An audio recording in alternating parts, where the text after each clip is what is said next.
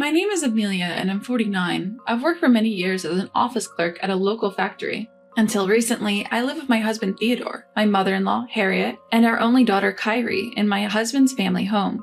We were married for 28 years. It feels like such a long time to me, but just a few days ago, I put an end to that marriage. Yes, I got a divorce. It's what they call a late life divorce. Some people were shocked while others just said it was inevitable.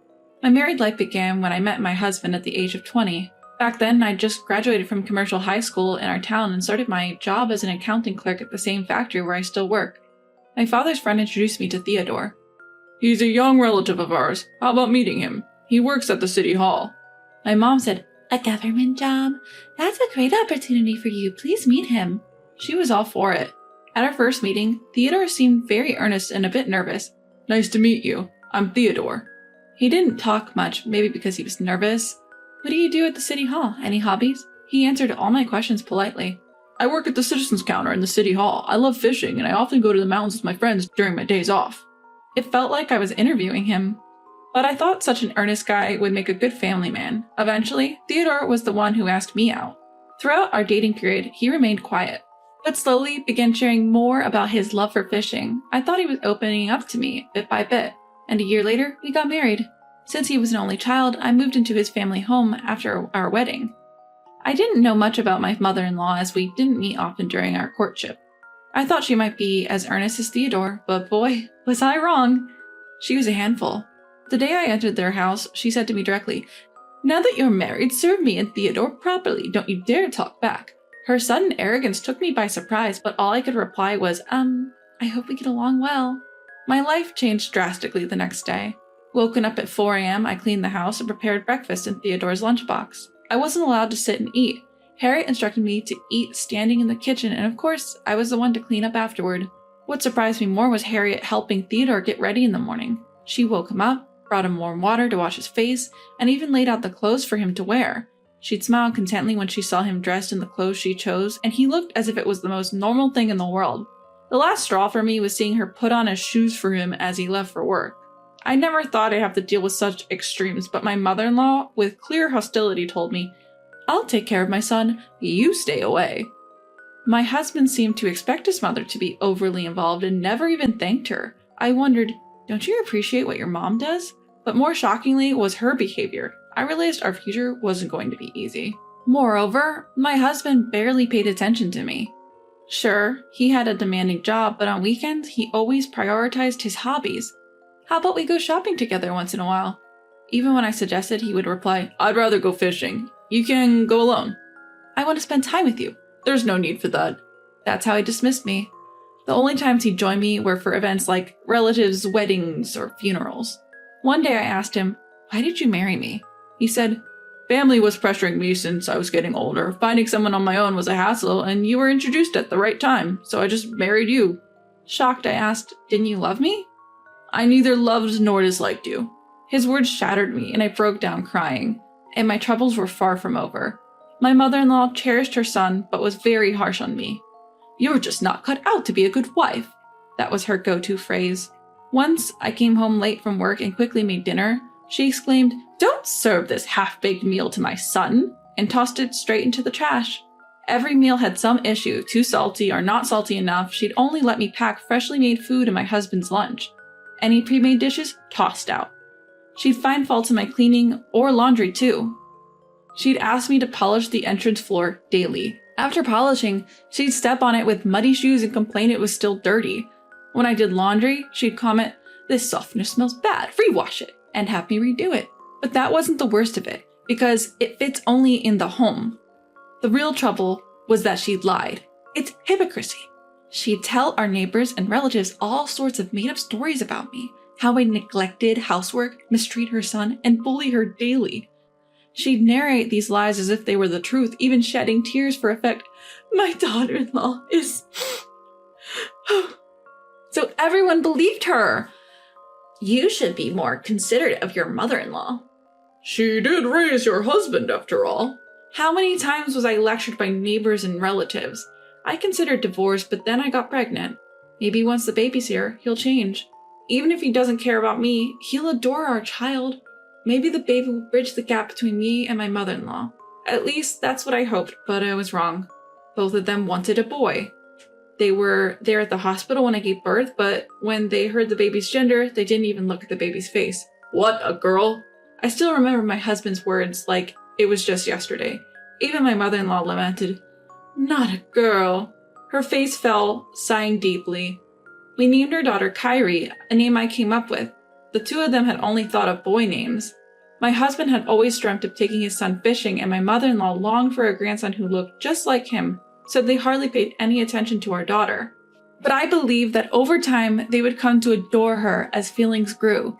While my husband did fulfill his responsibilities as a father by providing for Kyrie's education and attending important events, he did so out of social obligation, not genuine affection. He wasn't abusive, but their relationship lacked warmth. My mother-in-law was no different. As Kyrie grew older, she distanced herself from both of them. I often thought of divorcing him, but he did provide the basic necessities as a father. I felt that having a father figure might be beneficial if something happened in the future that I couldn't handle alone. And his income was higher than mine. Raising Kyrie would need money. With that in mind, I couldn't easily decide to divorce him. By the time Kyrie reached high school, she seemed to understand my predicament, saying, "You can divorce Dad. I can get a part-time job." But even if I divorced, my parents were gone, and going back to my brother's house would just be a burden. Every day, I juggled house chores, work, and taking care of Kyrie. But the year Kyrie became a working adult, an event put an end to our life's monotony. It all began with my mother-in-law's hospitalization. On a cold winter day, during her usual morning walk, she slipped on an icy path. Unable to move, a newspaper delivery person found her and called an ambulance. Both my husband and I took time off work and rushed to the hospital. The doctor informed us, "Given her age, her bones and muscles have weakened. Even if she recovers, she might not regain full mobility." To which my husband replied indifferently, "Oh, okay," adding, "Please tell my wife the rest," shirking responsibility. He didn't even visit her. Instead, he indulged in his favorite pastime, fishing. After work, I visited her daily, bringing laundry and attending to her needs. Yet she complained to the nurse, "My daughter-in-law is so inconsiderate." I was complaining to the nurse who was in charge. The nurses trying to comfort her said, "She visits every day. You're lucky to have such a caring daughter-in-law." But my mother-in-law continued, "She only pretends to be good. She's always been so cruel to me." Moreover, she blamed me for her son's absence, exclaiming, "It's because of the nonsense you filled his head with that he doesn't visit. What a horrid daughter-in-law." "That's how you insulted me?" I couldn't tell her the truth about his fishing, so I just mumbled, "He's been really busy." True to the doctor's predictions, her fracture healed slowly. There was an outbreak of a severe flu in the city, and even the hospital started showing signs of its spread. During this time, she contracted the flu and developed a high fever. Despite her condition, my husband remained indifferent. "I can't believe you," I exclaimed. "Your own mother is in a dangerous situation and you want to go fishing? Show some concern for her." But my husband replied, "I told you, I'm leaving it up to you." And he didn't change his mind about going fishing. I felt a deep disdain for him, and after all the love and care he received from his mother, how could he be so cold-hearted? Then an event occurred that made me lose all patience with him. One weekend morning, as he was preparing to go fishing again, I stopped him. "You're visiting your mother in the hospital today. She's always taking such good care of you. At least show her your face." I confronted him at the entrance, trying to prevent him from leaving, but with a look of deep annoyance, he said, "All those things she did for me, she did them on her own. I never asked for any of it." I was left speechless. I couldn't believe what he had just said. He glanced at my shocked expression and said, "My fishing buddies are waiting. I won't be back until the day after tomorrow." With that, he left. Our daughter, who had witnessed everything, said, "Dad's so heartless." She muttered this with clear disdain. That night, I received a call from the hospital saying that my mother-in-law was in critical condition. I rushed over immediately. She had been moved to the ICU and was wearing an oxygen mask. Apparently, she had developed pneumonia, the doctor told me. "Tonight might be crucial."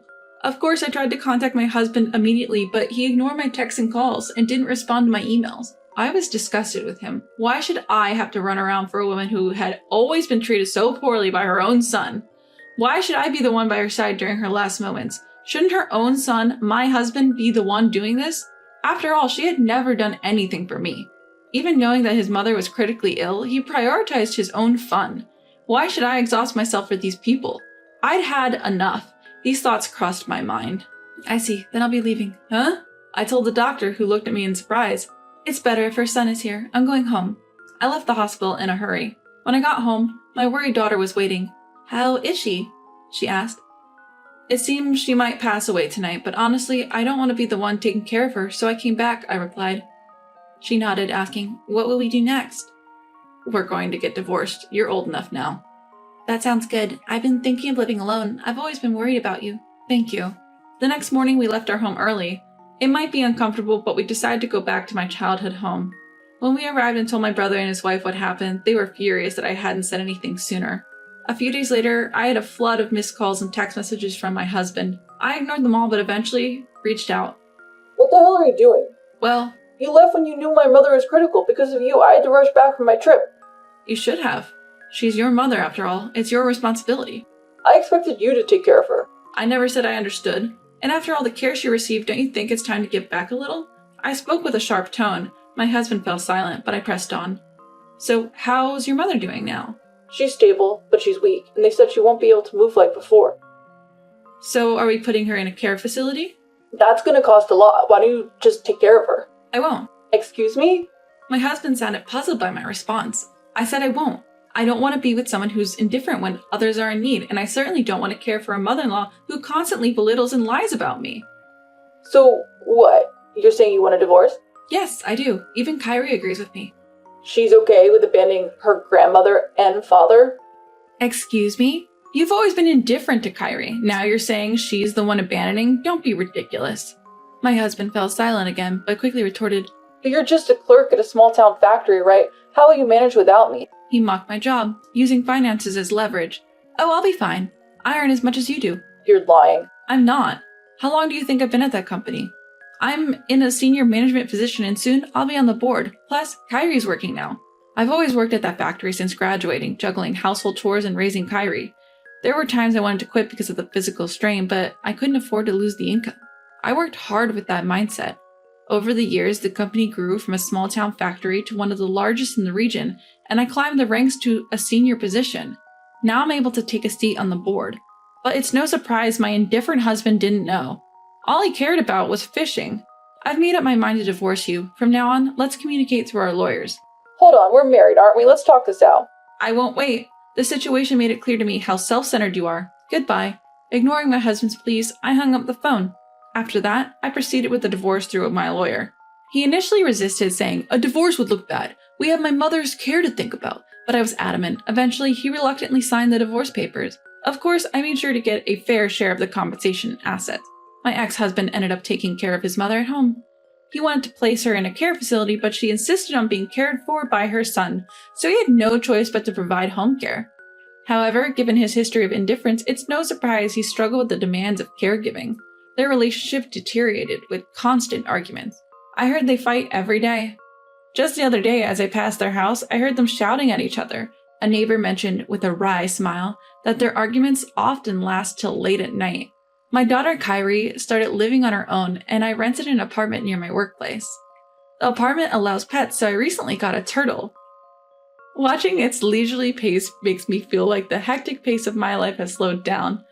I want to spend time for myself now and live each day with enthusiasm.